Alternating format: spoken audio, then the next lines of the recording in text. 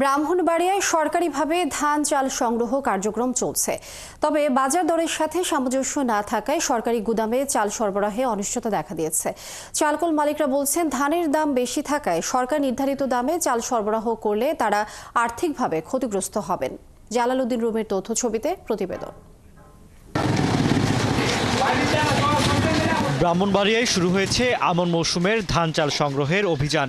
জেলার ৯ উপজেলার ৯৯ জন মিল মালিক এবং নিবন্ধিত ১৪,০০০ কৃষকের কাছ থেকে ১০টি খাদ্য গুদামের জন্য ২৯,৭০৬ মেট্রিক টন চাল এবং ৫,৫৯৩ মেট্রিক টন ধান সরকারিভাবে সংগ্রহ করা হবে।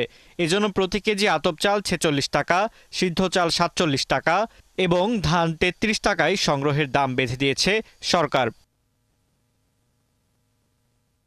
চালকল মালিকরা বলছেন, বাজার দরের সাথে সামঞ্জস্য না থাকায় সরকারি গুদামে চাল সরবরাহ করতে তাদের সমস্যা হচ্ছে। আর সরকারের বেঁধে দেওয়া দামে চাল সরবরাহ করে কেজি প্রতি ৫ থেকে ৬ টাকা লোকসান গুনতে হচ্ছে। সরকার সাথে চুক্তিকৃত চাল যে সরবরাহ করতেছি, আমরা উৎপাদন খরচে আমাদের হইতেছে। এখন আমরা দিতেছি, সরকারের সাথে চুক্তি করছি, সরকারকে সহযোগিতা করার চেষ্টা করতেছি। বন্যার কারণে বিভিন্ন জায়গাতে আপনার ধান তলিয়ে গেছে, তলিয়ে যাওয়ার কারণে কাঙ্ক্ষিত ধান আমরা হাতে পাইনি, যার কারণে আপনার যে চাহিদা, ধানের যে চাহিদা যে উৎপাদন কম। সরকার দিছে ৪৭ টাকা, আমাদের পড়তা হইতেছে ৫৫ থেকে ৫৬ টাকা, প্রতি কেজিতে ৫ থেকে ৬০ টাকা লস হইতেছে। আর উপজেলা খাদ্য কর্মকর্তা জানান, সংগ্রহ অভিযান সফল হবার ব্যাপারে আশাবাদী তারা।